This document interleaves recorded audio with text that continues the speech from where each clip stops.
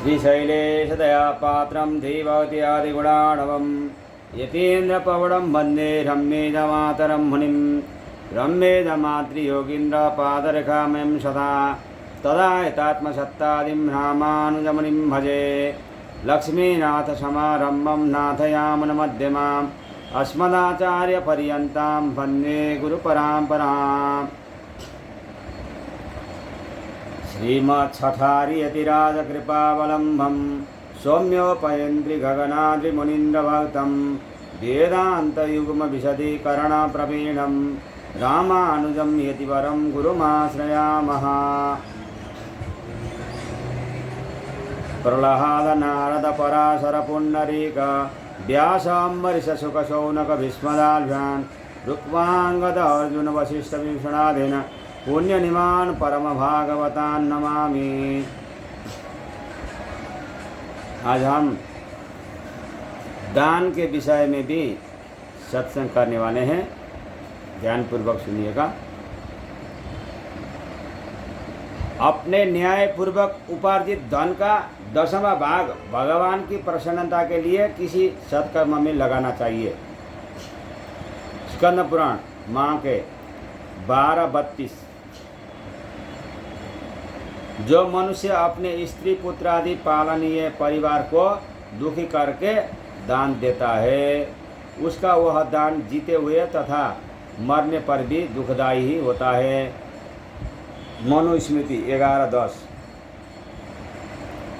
स्वयं जाकर दिया गया दान उत्तम है, अपने यहाँ बुलाकर दिया गया दान मध्यम है, और मांगने पर दिया गया दान अदम होता है। परंतु सेवा कराकर दिया गया दान निष्फल हो जाता है। तनख्वाह दे के सेवा करा के दिया हुआ दान वो दान नहीं है, निष्फल हो जाता है।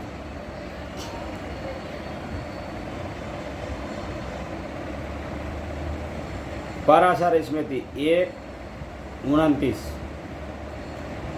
गौओं, ब्राह्मणों तथा रोगियों को जब कुछ दिया जाता है, उस समय जो न देने की सलाह देता है, रुक देता है, वो मरकर प्रेत होते हैं।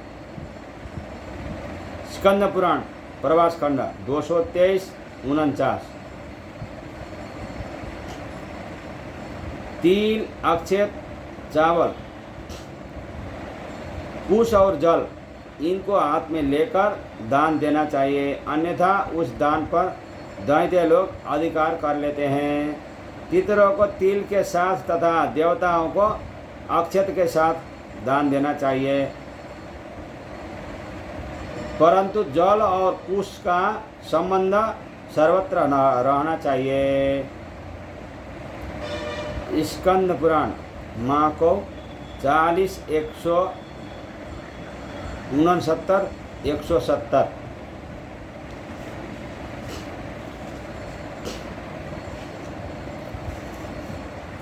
देने वाला पूर्वाभिमुख, दान देने वाला पूर्वाभिमुख होकर दान दे, और दान लेने वाला उत्तराभिमुख होकर उसे ग्रहण करे। ऐसा करने से दान देने वाला की आयु बढ़ती है और लेने वाला की भी आयु क्षीण नहीं होती है। अग्नि पुराण 209:21।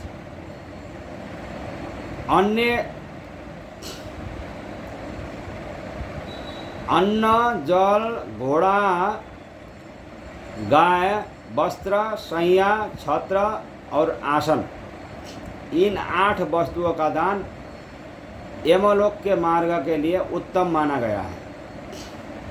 शिव पुराण उमाखंड 11:50।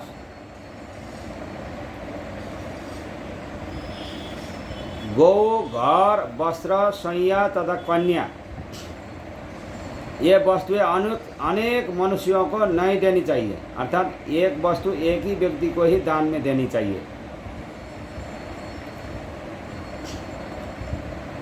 वृद्ध गौतम स्मृति 14:39। महाभारत 892। अग्नि पुराण 209 28-29, स्कंद पुराण प्रवास 208-28।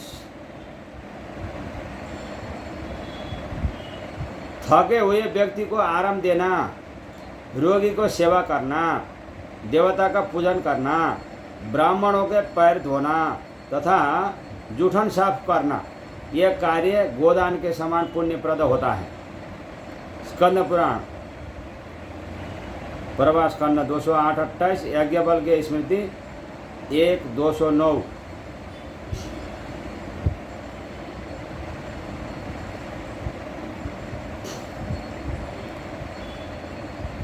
दीन, अंधे, निर्धन, अनाथ, गूंगे, जड़, बौने, लंगड़े आदि विकलांगों की तथा रोगी मनुष्यों की सेवा के लिए जो धन दिया जाता है उसका महान फल होता है।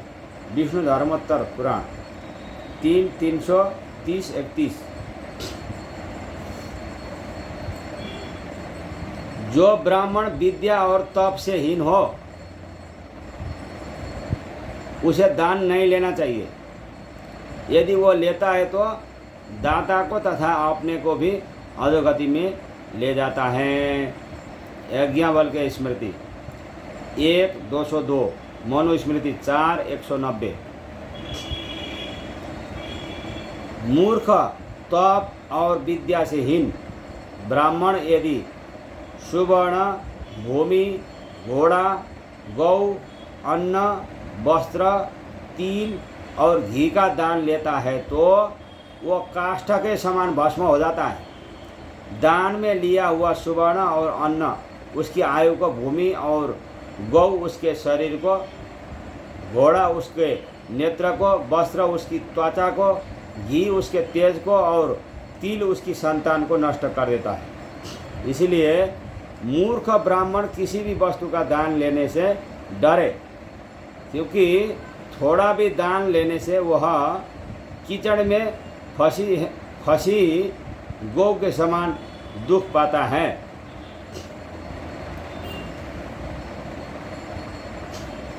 मनुस्मृति 4-188-189, वशिष्ठ स्मृति 6-30, बृहस्पति स्मृति 59-60, स्कंद पुराण माह को 5-14-15।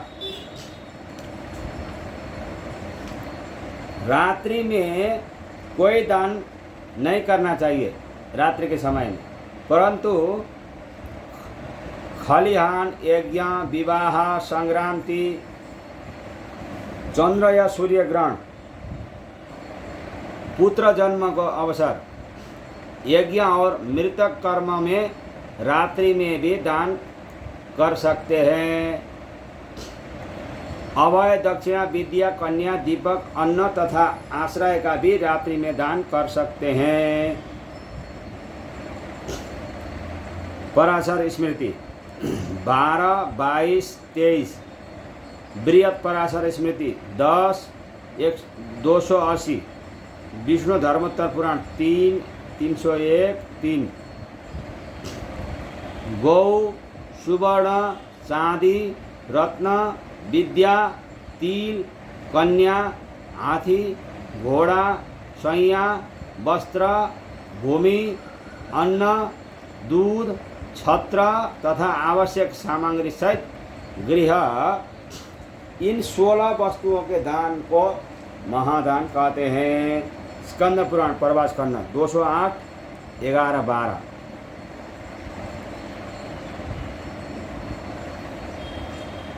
फिर हम अब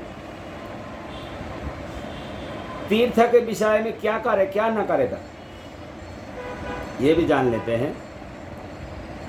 जिसकी तीर्थों में श्रद्धा नहीं है, जो पापी है, नास्तिक है, संशय करने वाला तथा तर्कवादी है, ये 5 प्रकार के मनुष्य तीर्थ फल के भागी नहीं होते हैं।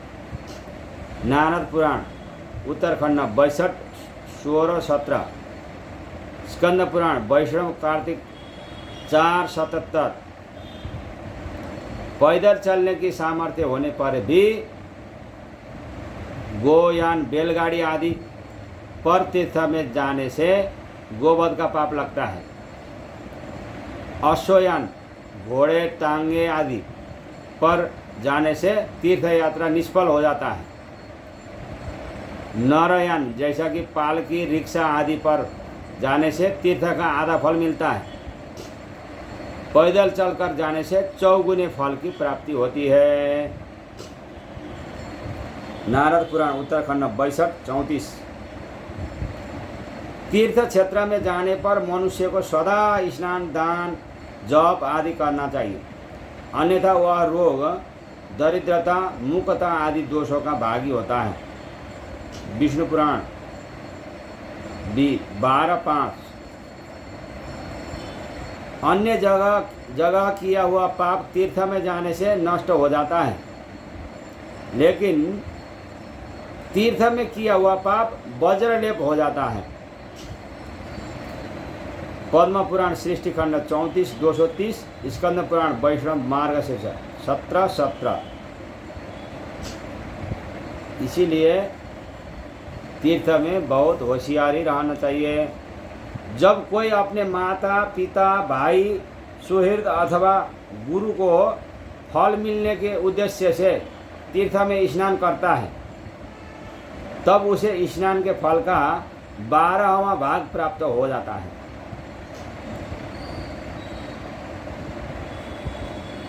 अत्रि संहिता 51, गरुड़ पुराण आचार खंड 205-121।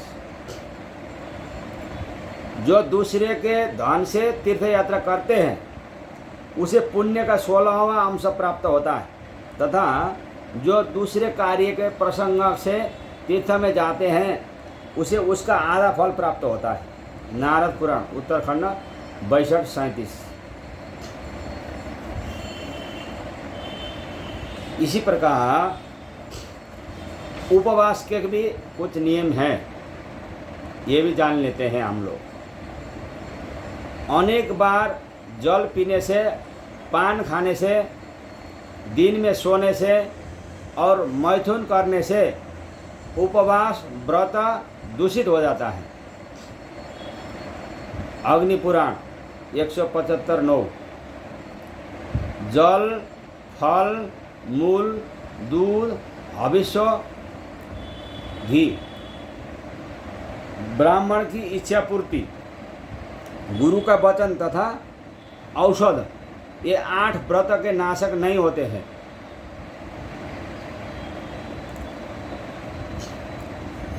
वृद्ध गौतम स्मृति 14:8, ब्रह्मोक्त याज्ञवल्क्य स्मृति 9:27-28, महाभारत उद्योग खंड 39-70, अग्नि पुराण 175-43।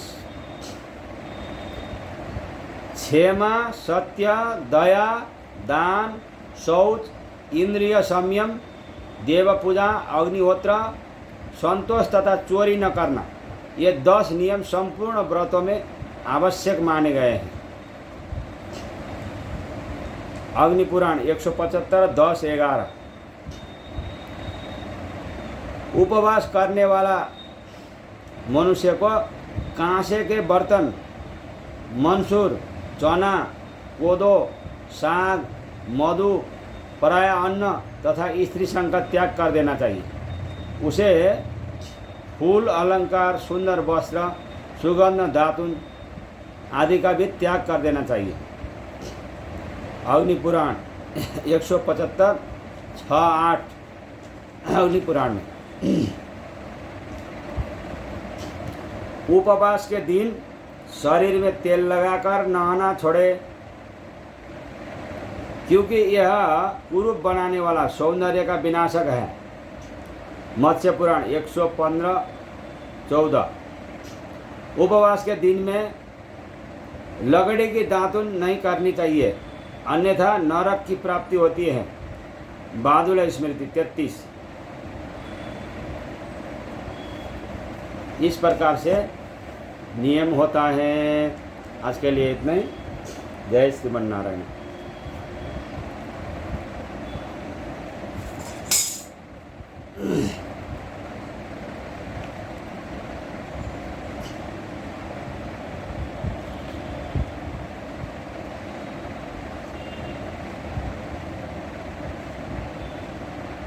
सीताराम सीताराम श्रीमन्नारायण सीताराम सीताराम सीताराम लक्ष्मी नारायण सीताराम सीताराम सीताराम श्री राम नारायण सीताराम।